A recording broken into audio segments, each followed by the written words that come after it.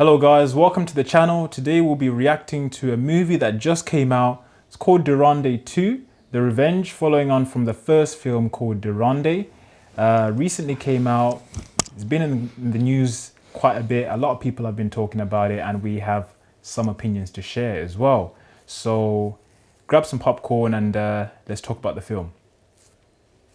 Okay, great. So, Kumbi, you haven't actually watched the first one, is that correct? Nah, I haven't seen it yet, nah.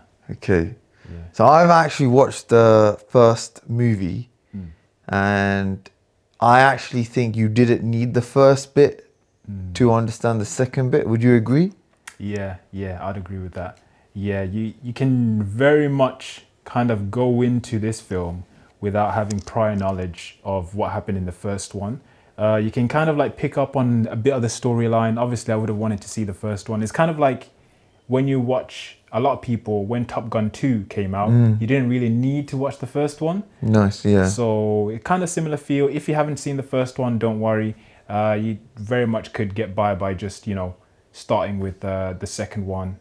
But overall, I would say it was a phenomenal film. Yeah.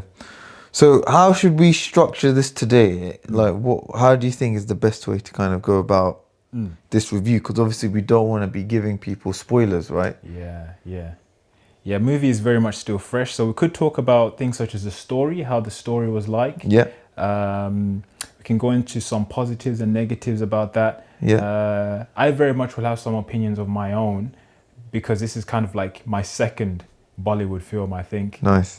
So I definitely will compare it to kind of like a Western equivalent. Yeah. I know a lot of people talk about it, how it's quite similar to John Wick. Yeah. So I do have some things to say about that. We can also talk about the character itself. Nice. I think it was Jaskirat. Jaskirat, yeah, or Hamza. Hamza, yeah. And also the cinematography as well. Yeah. And also just the whole mood of the film and how it was. That sounds good. So we can do the first half is going to be looking and talking about, I guess, production. And then the second half, I guess, we'll be looking at story Yeah. and characters and screenwriting and stuff like that. Yeah. Okay, I think that sounds like a good structure. That's solid. Okay, cool. So let's start off with, should we just start off with the visuals? Yeah? Okay. So It's phenomenal. So Kumbi, tell me how you found the visuals. Yeah, the What visuals, did you think? absolutely crisp, phenomenal. You can see every little detail in every single scene. The facial expressions, every little bit of detail. It almost like it was HD, but it was just maxed out.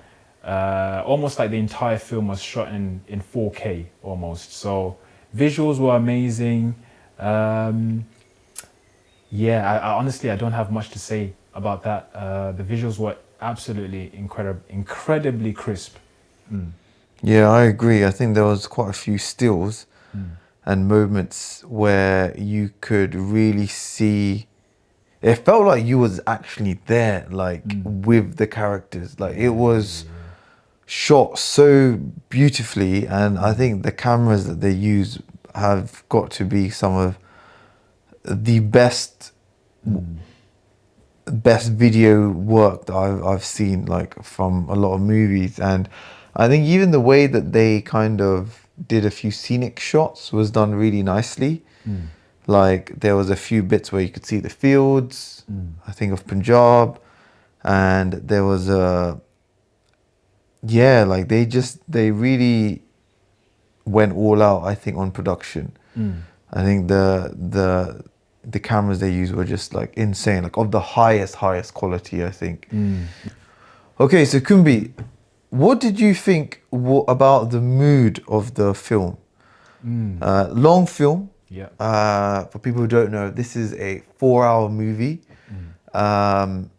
There is a intermission or interval bit in halfway where you can kind of go to the bathroom and kind of rest and recuperate. I actually think you needed it because of how long it was, and it was a lot to process. So I felt like the second half was the revenge bit and the first bit was kind of like a backstory. But how did you find the mood? Yeah, I'd agree. I would say if I was to describe it in one emotion to describe the film, I would say tense. Like there was a lot of tension throughout the film because, like you said, the first half of the film it was about kind of like him, the backstory, and the second part was like the main revenge part. Okay, I would agree in that if I had one word to describe kind of like the emotion that I felt when watching this film would be tense. You know, there was a lot of tension throughout the entire film. And I would say, yeah, there was like in the first half of the film, it was kind of like him kind of like building this character of Hamza up. And in the second part was the revenge side of things. In the first part, you can kind of like see how he kind of like his rise to power. You can see him kind of like becoming a respected kind of leader in multiple different factions, and you see his character development. You're kind of like taken along the journey as he rises up to power. And once he has a lot of power and a lot of influence, that's when the revenge part of the story starts in the second film. So, and it was tense throughout because at times you didn't know, you know, is he going to get figured out? You know, he's pretty much acting alone for a good part. It feels like he's alone. Yeah, there are other people around as well who are kind of like trying to, who are working with him, but for the most part, he definitely felt alone. So the entire film, you felt this tension, and you were just wondering, oh, is something going to happen to the main character? So yeah, that's how I would describe kind of like the setting, the mood of the film. It was very tense, very tense, but it hooked you throughout. I agree. I think it really does, and I think it's really good when a movie is able to take the audience through a roller coaster of emotion. There's moments of like pure sadness and even fear. There's a few bits where they really did play on the elements of or the emotion of fear. You might be worried for him, for his loved ones, and then there's other moments where it's kind of like a high. It's kind of like he's beating everyone up, and or he's angry, or yeah. Without giving too much away, it really does take you through this roller coaster of emotion. Or there's moments of celebration as well at certain parts involving his family, without giving too much away here. But I think they did a really good job at making the audience feel what they wanted you to feel. They really did have your emotions in their control. And I think that's good. I think the music helps. I think the way that they shot certain scenes really helped. And I think overall acting was just amazing. Like I think they all did a great job. The villains did a great job, I think, in portraying themselves as being a villain. I think Ranveer Singh did a great job as playing Hamza, Jaskirat. I think he did a really, really good job. And I think her name's Sarah Arjun, Yelena. I think she did a good job as well. Because she had some tough emotions to play here. There's bits where she's crying Yeah. because she's worried about this new family that she's got. And there's bits where she's happy because, again, the family has changed, without giving too much away here. So yeah, I think the actors did a great job as well. What about you? How would you rate their acting, and how do you think it compares to like if it was like a Hollywood film? Yeah, the acting is very, it feels very pure, it's very raw. You really feel for the characters, especially you feel for the main character, kind of like as I was saying before. You know, you don't know if he's gonna get figured out, that he's like this agent, and along the journey as well, the family that he kind of like builds up as well. It's like, hang on a minute, now I know he has his task that he has to do for the film. He has his own mission, but now he has kind of like he now has this like this family that's there, and how that kind of coincides with his mission of being the ruthless agent that he is, to the kind of like compassion that he has to kind of like, because you do see at some point he's a little bit compassionate and understanding that, hey, you know, I have this vulnerable kind of part of me now that I've attached myself to as a point of, you know, doing this role. And you get, as the viewer, you kind of get sucked into that, and it's like, oh, I now don't want to see anything happen to his family. So, you know, it's definitely tension. The emotion is raw, and it's you know, it's sustained throughout the entire film, and it's very different compared to kind of like the kind of like Hollywood style films, where sometimes the emotions that you feel, you know, they're only temporary because it's only associated to like a certain scene, or like the character goes in like a side quest. But with this, you know, those feelings are sustained throughout the entire film, which is very rare, to keep people on edge for that long, for a 4 hour film. So that was how they wrote this film and how they executed it as well. The acting, impeccable, absolutely impeccable. Yeah. Okay. Okay, so we're now going to be going on to part 2 of the review. And this is kind of the bit where we may talk about certain spoilers. So if you're not interested in spoilers, now might be the time to kind of like close this video. But before you do, don't forget to like and subscribe. So let's talk a little bit about how do you think the story was written, character development, the whole revenge angle. What do you think, Kumbi? Yeah, I think these kinds of storylines, they hook me always. Where a character is going out on a mission, they have to, you know, give themselves up, take on a new identity, and they infiltrate kind of like different factions, especially if it's like in a different different part of the land. It's always very, very interesting. I always find these types of films captivating. I grew up watching films such as, you know, the James Bond films, the Jason Bourne films. I always find these types of like being an agent and going on a kind of mission very, very, very captivating, and it felt quite similar. The story itself, very well written, I would say.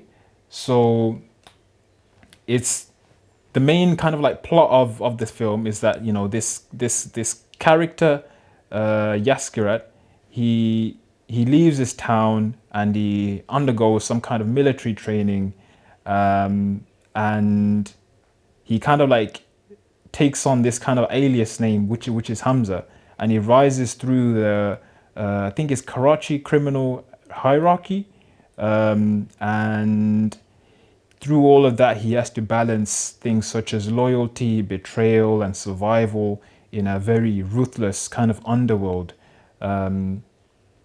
And yeah, I just think it was executed brilliantly, throughout. And him as a character, very ruthless, very, very ruthless, I'd say. I agree. Yeah, I think they did a really good job with the character development, and I think in this movie, the second part of Durande, they do show a lot of the backstory, and you can kind of see why he's filled with so much anger and rage because because of what's happened.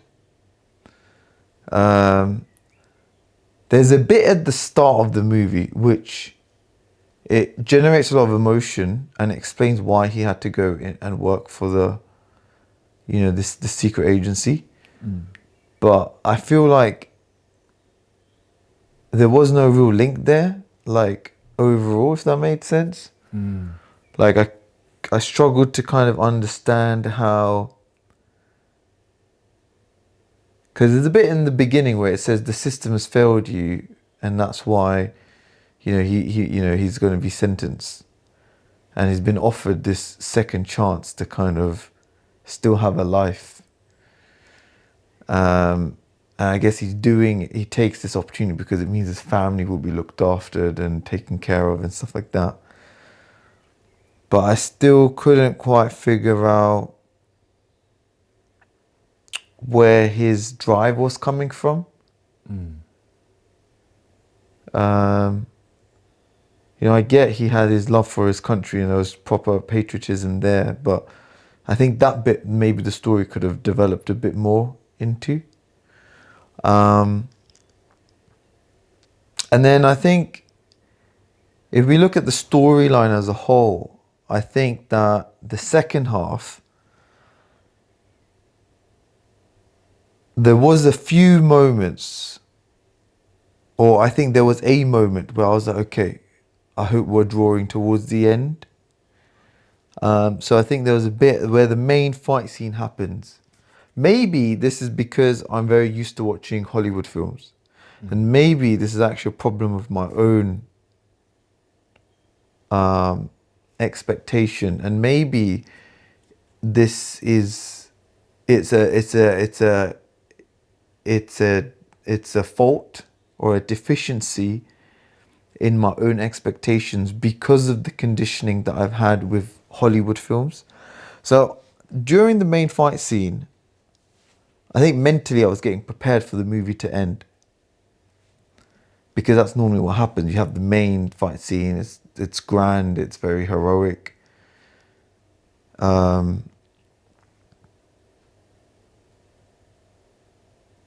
And that bit is where I kind of expected the film to end, but it doesn't end. It keeps going on.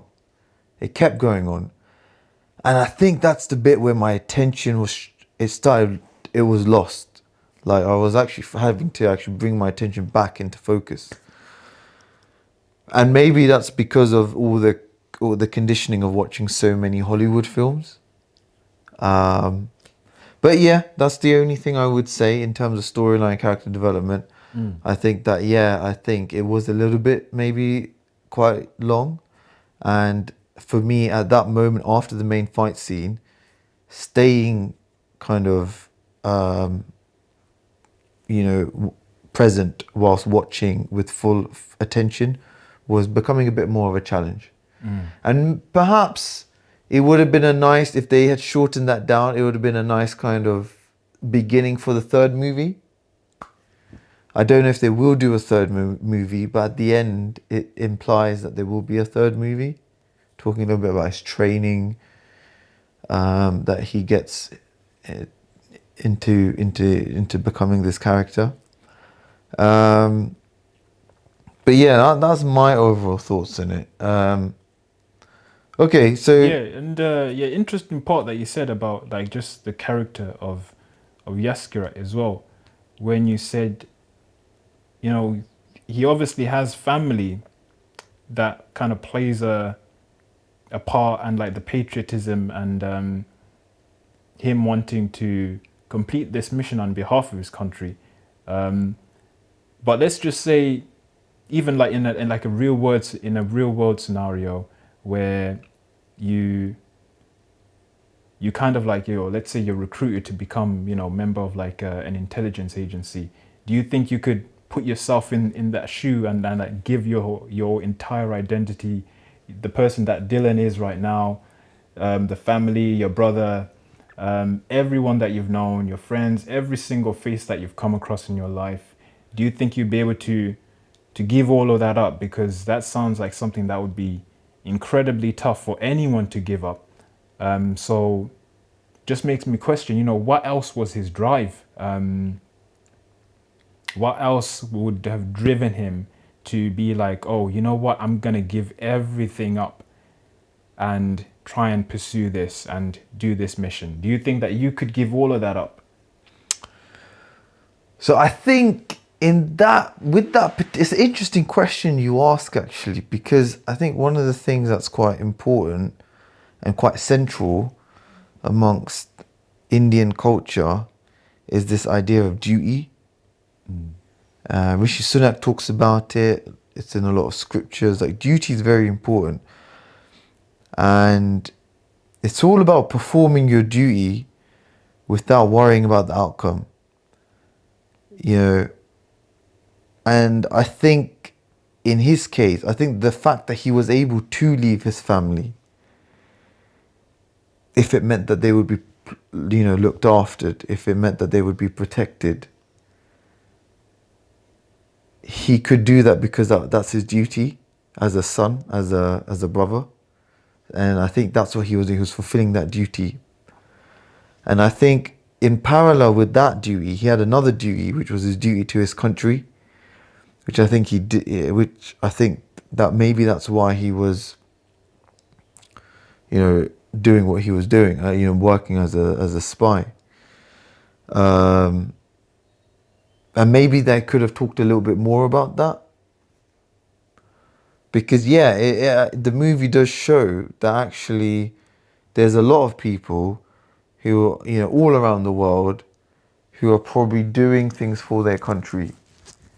Even if you don't have like an exciting job as being a secret agent, but you're a doctor, a police officer, a teacher, you're still doing your duty to society in that way. Are you going to be the best teacher? You're going to make sure all your kids understand what they're supposed to be learning. Are you going to go the extra mile for your patient? So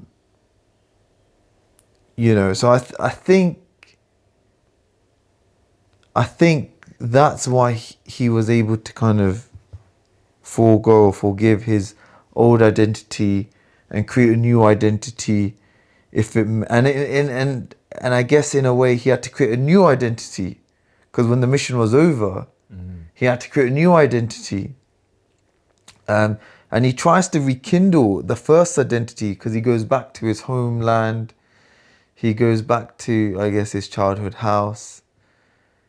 I'm not sure at the end if he actually saw his family or if it was just his imagination. So yeah, I think that's an interesting question. Me personally, would I be able to do it? I don't think so. I don't think so. Yeah, that was a great point. Yeah, that he has to cycle through another identity because, well, he saw how comfortable and how happy his family was, his mum was, towards the end, and how they were taken care of, like it was told at the start of the film. You could argue that, with him seeing that and how happy they were, is that something that he would have wanted to disrupt, knowing that he's been away for who knows how many years, probably almost 2 decades. Would he have wanted to disrupt that? You can imagine how his mum would react, how his sister would react. It would be really tough for them to take all of that in. So perhaps maybe the end of the film is him adopting a new identity, like you said. Oh, I missed that part. That's a really good point. Yeah, that's a really good point. Yeah. So I think, it's definitely a complicated film with a lot of complex themes that runs throughout the film, be it in character development and storyline, etc. Okay. So Kumbi, what was some of the? Obviously, this is your second Bollywood film now. Yeah. Your first one was Bang Bang, which is also a spy movie, actually. Yeah, I think we've got a pattern here. Yeah. We've got a little pattern going. Yeah. But okay, so Bang Bang, totally different spy movie. Very light. There was a lot of more comedy in there. This one a lot more dark, a lot more serious. Maybe because I guess this movie was also tried. It was, inspired by true events and stuff like that. Whereas Bang Bang, more light-hearted.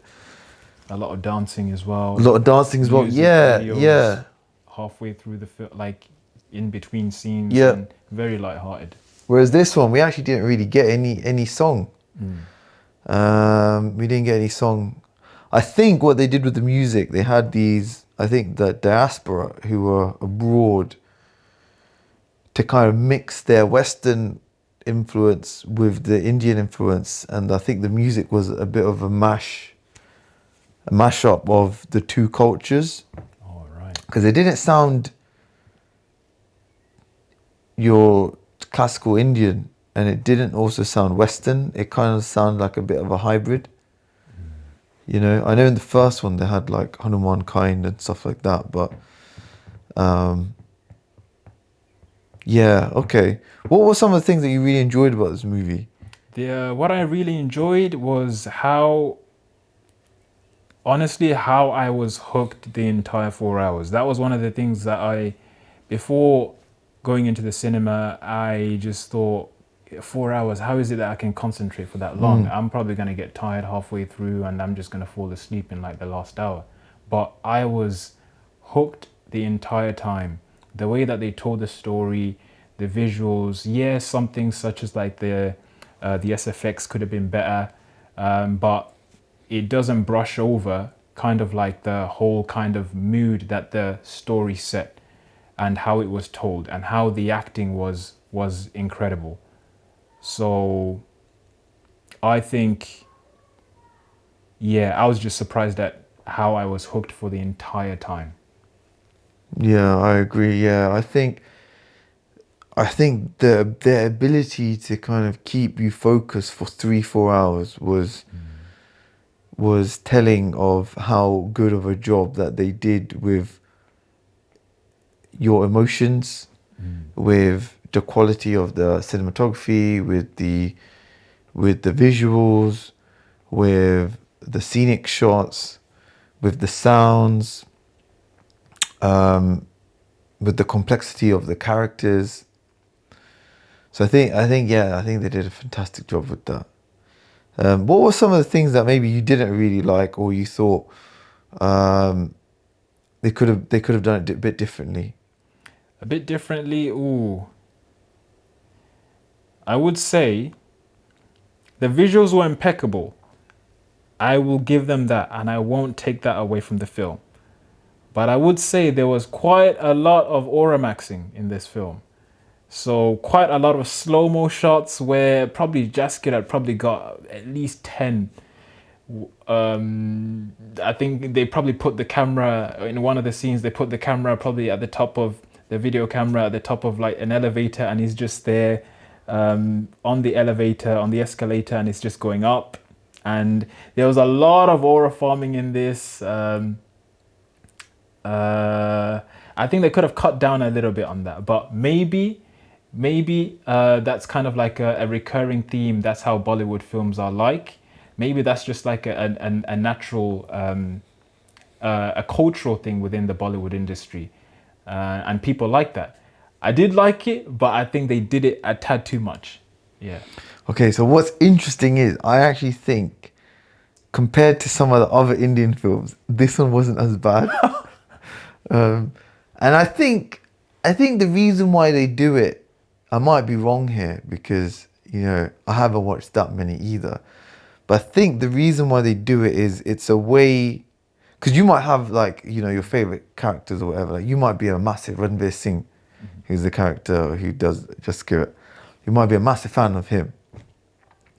And you might be waiting all year for his next upcoming film, like, I don't know, if you're a fan of Brad Pitt or Tom Cruise or whatever, or Arnold Schwarzenegger or whatever. And I think when they do these aura maxing moments, it's almost like a bit where you're respecting the actor for like all the work that they've done before. Because even like the villain, or not the villain, I forgot, the main boss for the Indian government, he got an Oramax bit as well, initially, and I was like, okay, quite interesting. But I think that's why they do it. I think it's just a way to play like homage or to give respects for their works in this movie and everything prior to it. Yeah, I think that's why. I'm not 100% sure, but yeah, I think the main Oramax, there's two bits that I remember. One is in a nighttime fighting scene, and you just see Ranveer's kind of long, luscious hair, and it's just insane, man. And I think his hair is real. Really? Like, I don't think he even is a wig. I might be wrong here, but I've seen some clips where his hair is all tied up, and this looks beautiful. There's that scene, and there's another scene which is where he's now the king, and he's topless, and he's taking throne. I think he's like, it's when he becomes like the Sher, like the lion of something, and of this particular area of it begins with L, Lerai, or whatever the area. Linaria or something like that. Yeah, something like that. He's like the king of that district now, and yeah, like they really did Oramax like for that bit. But I guess in that point it's to emphasize he's made it to the top. He started off as this guy just giving tea to people, and now and then a gangster, and then now he's, I guess the guy is in charge of this district. Yeah, I think so too. Yeah, I think that was a great scene as well, because it also goes to show. I think they had a nickname for him. Was it like the Lion of Beasts, or like the King of Beasts, or something like King that? of Beasts, yeah. And especially in that shot, it just showed you that, oh, this guy, he's really becoming like the king of the jungle. And it adds as well to, I think in some scenes as well, when he was about to throw off one of like the side villains. He wasn't like, he was one of the villains, but I don't think he was like the most important one. But he threw him off like the roof, and you could hear when he threw him off, and he was like, showing his anger, and he was about to throw this guy off the roof. You heard like a lion's roar. Yeah, You I quite like that as well. Yeah, that was amazing. I think that scene right there was amazing. I think the way they did that, it was so subtle. Yeah. But it was within the optimum range where it wasn't too subtle where you needed to replay it again. Yeah. And it wasn't too subtle where you thought, this is obvious cheesy. Yeah. It was done It was so perfect. delicately. I think that was a really good scene. Perfect. A really good scene. And it just matches the whole character of Yaskira, the long hair, like a lion's mane kind of thing. Incredible. So yeah, it was the timing of it was, like you said, like they could have been really cheesy with it, and it could have been very silent to the point that no one would notice, but the fact that we both noticed it, it was just, that just goes to show it was just done perfectly. I agree. Yeah. Okay, what are some of the things now that you actually didn't like or you thought could have done better? I've got a few things to say about this one. Okay. I know I mentioned the Oramaxing. Another thing that perhaps could have been done better. Honestly, I really don't have a lot of negatives. I think this film, of the past 5 films that I've seen, this tops them. And the fights, like some of the films that I've seen recently have been Superman has been one of them. There was like, a film about I forget this character's name, the Goblin character, but the actor who plays the Goblin in like the Spider-Man films. Eternity's Gate. Eternity's Gate, yeah. William Dafoe, that's the name. Another great film, but again, of the films that I've seen recently, I think this one is the one that's gonna stay on my mind for quite a while. So I don't have a lot of negatives. I think for me, the aura maxing, yeah, probably. The length of the film, perhaps.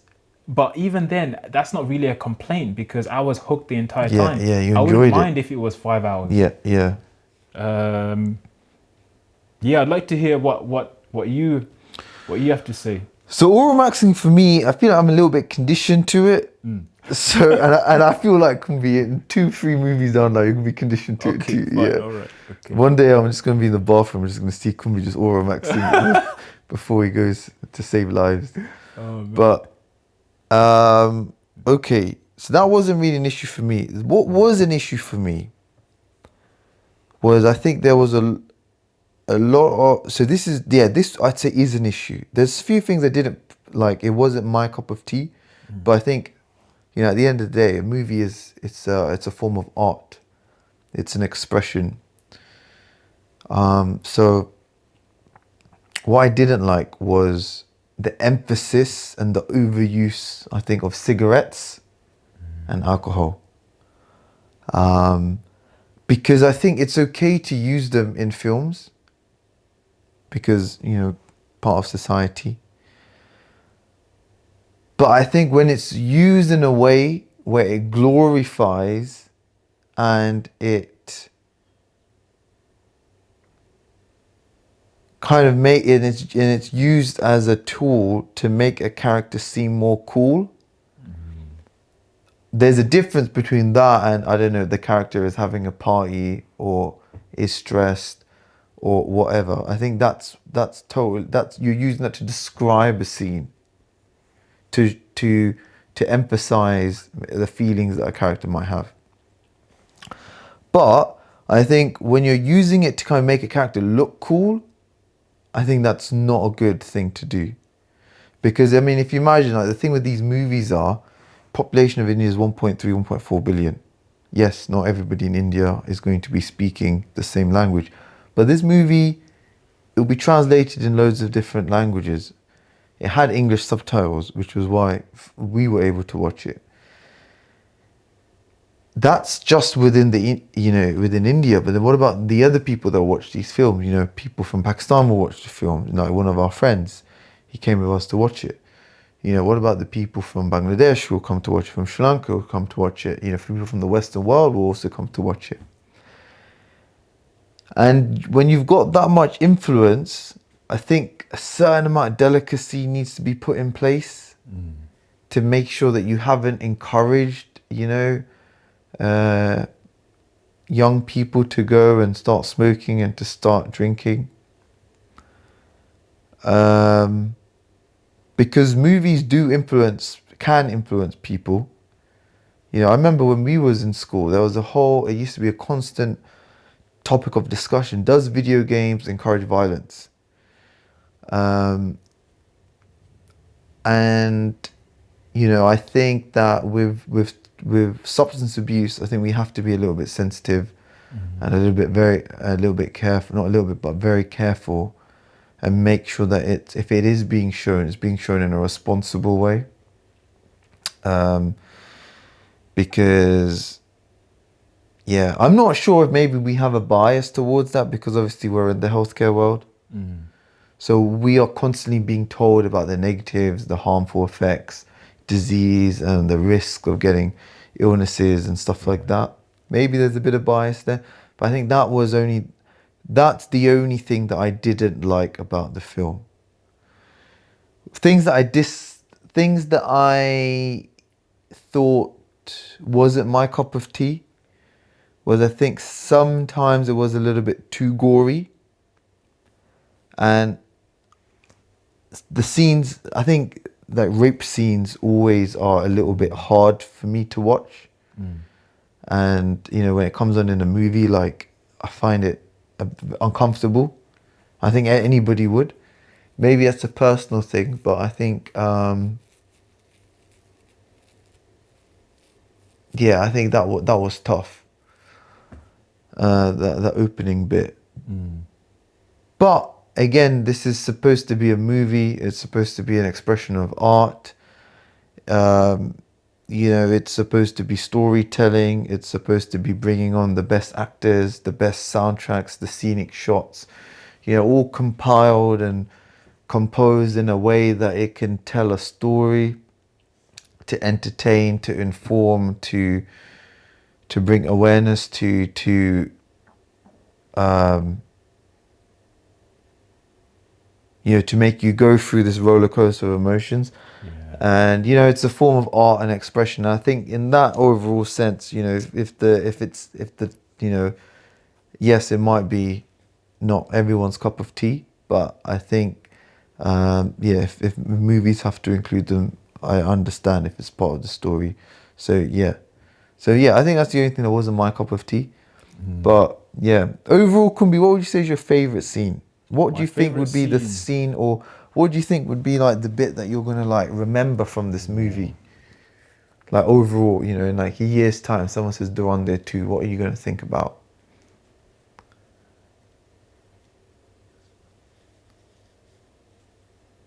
I think I'm gonna remember one thing for sure that I will remember is just the character of Yaskirat. I'll remember his character, and yeah, I'll definitely remember kind of like the imagery that's created about him, about how he's like, as it was said in the film, the king of beasts. He has this lion, um, this king of the jungle kind of feel, and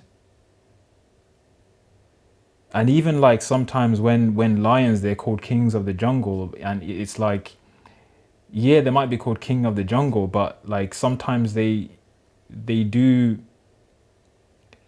they do struggle, um, even like when they are in the jungle. Like it's not an easy kind of place to be, because one of the biggest enemies of lions is are things like hyenas, and when they are around in packs, they can easily overpower a lion. And you kind of saw him, the character, the image of Yaskirat on his mission, going into the jungle and being surrounded by all these hyenas. And it's like, well, what does he do?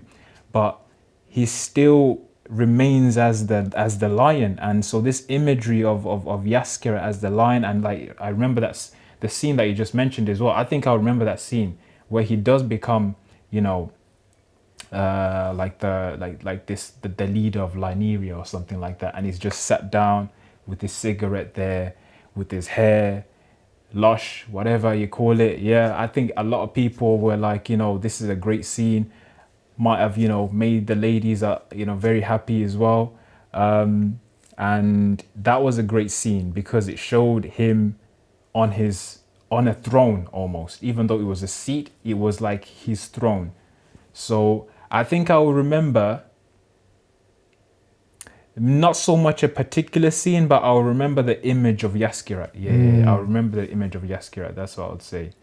Yeah, it's truly is like as a character, like incredible. It's memorable. He's up there when I think of like some of the great action, kind of like the great action heroes. Like you think of him, you think of James Bond, you think of Jason Bourne, you think of who do you think of? Clint Eastwood as well. And with him, like he is his own image, and I think he's a very memorable character. I don't think it's easy to wipe him from your mind. I think he definitely deserves a spot as, even though I've only seen one film of him, Yeah, incredible. It's just incredible acting from him. So yeah, that's what I would say. it's funny. Do you think the oral maxing worked on you then? Now I'm starting to think it worked. Maybe it does work.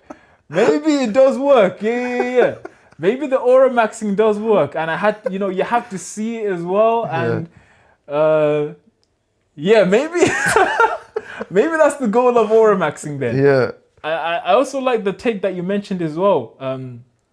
Well, that you mentioned earlier when you said it's also to pay homage to these great actors. Yeah. So I'm from that standpoint, I'm like, that is a really nice thing, because you almost see these actors, dissociate them from their role. They are these actors that are revered and they are highly respected. So give them as much of that screen time. Let them dominate the screen, because you now almost see them as like as an elder figure. Yeah, So yeah. I can understand why now. Why they go so so much on these aura scenes. So maybe it has worked on me. Maybe it Maybe it has has worked. worked on you. Interesting. Yeah. Yeah. But yeah, the image of Yaskirat, that's what I remember. Incredible, incredible actor, incredible fictional character as well. Yeah.